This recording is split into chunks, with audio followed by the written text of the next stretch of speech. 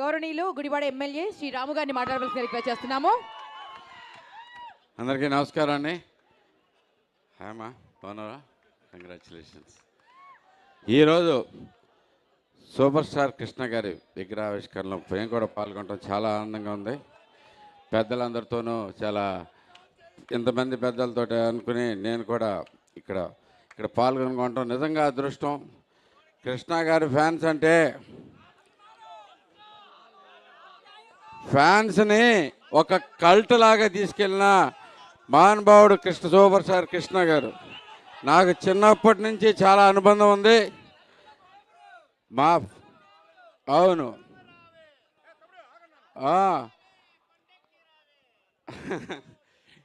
ఇదే మీ స్పెషాలిటీ ఇదే. ఏదైనా కానీ కృష్ణ గారి కంటే కూడా కృష్ణ గారి అభిమానులకి ఎక్కువ ఫ్యాన్స్ ఎక్కువ ఉన్నారు.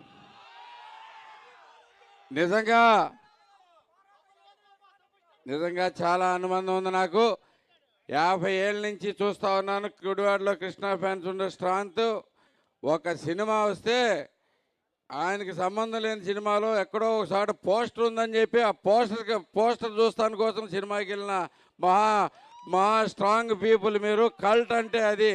అలాంటి క్రియేషను అందరికీ ఫ్యాన్స్ ఉండేవాళ్ళు, ఫ్యాన్స్ బేస్ ఉండేవాళ్ళు, కానీ ఆ ఫ్యాన్స్ బేస్ని కల్ట్ కింద తయారు చేసిన సూపర్ స్టార్ కృష్ణ గారికి, అలాంటి మీ అభిమానులందరికీ చాలా అభినందనలు. నాకు చాలా చాలా చాలా గొప్ప మెమరీస్ ఉన్నాయి మీ అందరితోనూ. అలాగే మీకు ఇంకోసారి చెప్తున్నాం, గుడివాడలో కూడా సూపర్ స్టార్ కృష్ణ గారి విగ్రహం రెడీ అయిపోతుంది. అతి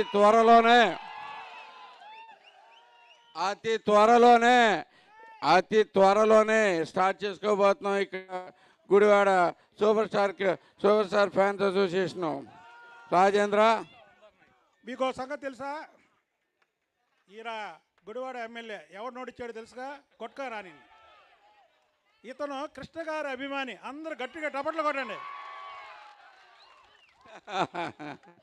నాకు ఇక్కడి నుంచి తెలిసినాక నేను గుడివాడ వచ్చిన తర్వాత నుంచి కొన్ని విషయాలు గమనిస్తూ ఉన్నాను.